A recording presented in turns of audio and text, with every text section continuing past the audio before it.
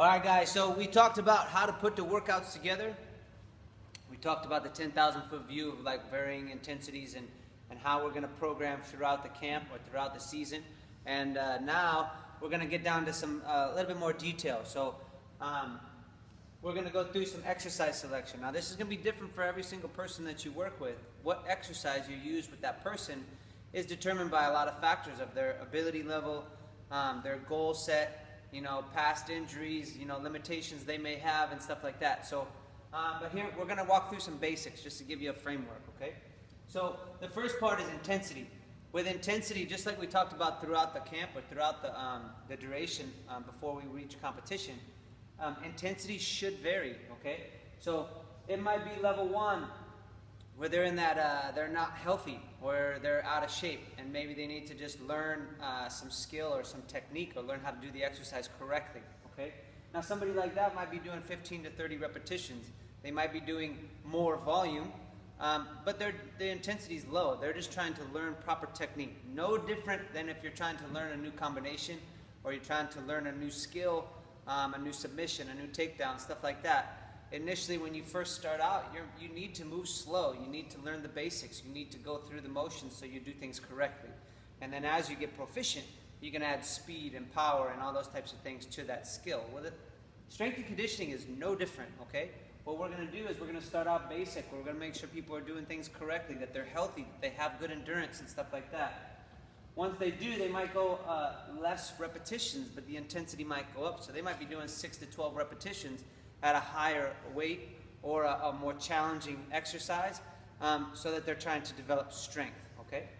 From there, they might go into more intense. So level 3, they might be down here where they're maybe only doing 3 to 5 repetitions, but the intensity is super high, the volume's much lower, okay?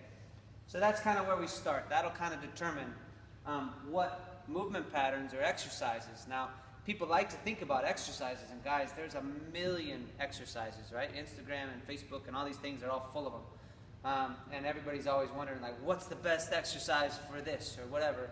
And really, guys, I think we just need to break things down and make them a little bit more simple. Dan John taught us this. I learned it from Dan John a couple years back. And I love the way that he breaks exercises down and just basically puts them into movement patterns. And everybody, every exercise can probably fit into one of these categories. And we start with hinge, right? Hinging is kind of like a deadlift or a kettlebell swing or something like that, where we're hinging at the waist. Squat is more of a knee dominant, so everybody knows squats. We can do kettlebell squats, barbell squats, front squats, back squats. There's tons of them, right? Pushing, right? Push-ups, handstands, any kind of jerks or presses or anything like that. That's considered a push. Pulling, just like it sounds, pull-ups, rows, all those different things. There's a million variations of those as well. And carries. This is one that has become more popular here in the last couple years. But things like farmer carries, suitcase carries, heavy bag carries, partner carries, all these types of things. Simply carrying stuff is a great way to develop strength, okay? So we started with the intensity level, determining like, okay, cool, who are we working with and what are their goals? We can determine what movement pattern we're wanting to challenge, and I think this gives us a great framework so that we know each week that we're getting a good balanced workout, that we're hitting all these different, foundational movement patterns. And then what we can do is we can start to play with other variables, okay? Now sometimes this is appropriate, sometimes it's not. Sometimes we just want to master some basics, and squat and hinge and push and pull correctly with some real basic things, all right? Which there's absolutely nothing wrong with that. But if you choose to, you can start to alter some of these other variables, which include body position. So we can do movements seated, kneeling just being on 2 knees, right? Half kneeling, 1 knee down, 1 leg up.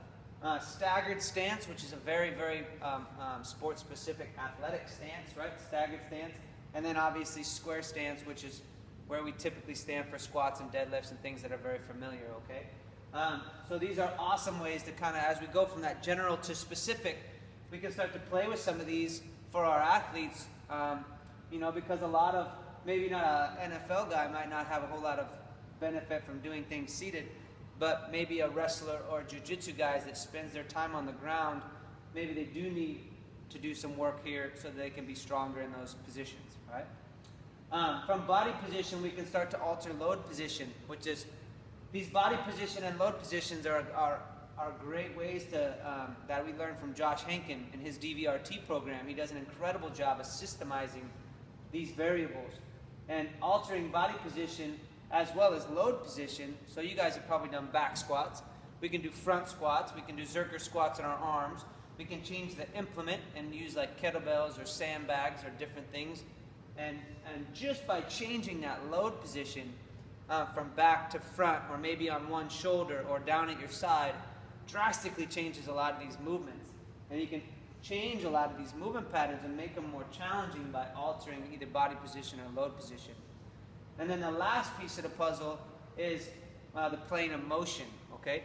So we can do a lot of sagittal movement, which is typical lifts, okay? This is up and down, forward and backward, and that's sagittal, okay? Very forward and backward, simple, right? This is a great place for people to start and build a foundation. Now athletics, you know, especially combat sports, have a huge amount of lateral movement as well as rotational movement, and that's the frontal and transverse plane, as you can see there. Now taking all these movement patterns and then challenging those new planes of motion, I think is essential, okay? You're gonna obviously wanna do them correctly.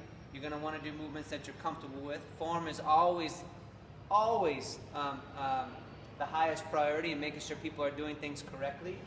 But altering some of these other things can give us a world of options. And I think for athletes, especially combat athletes, whether they're stand-up, whether they're grapplers, fighters, MMA guys, doesn't really matter.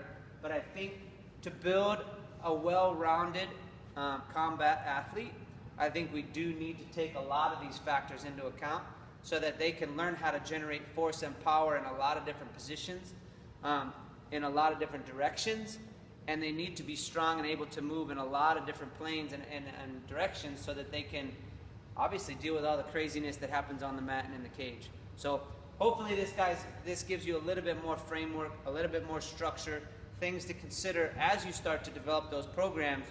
You can take a lot of this stuff into account and build a better program for you guys.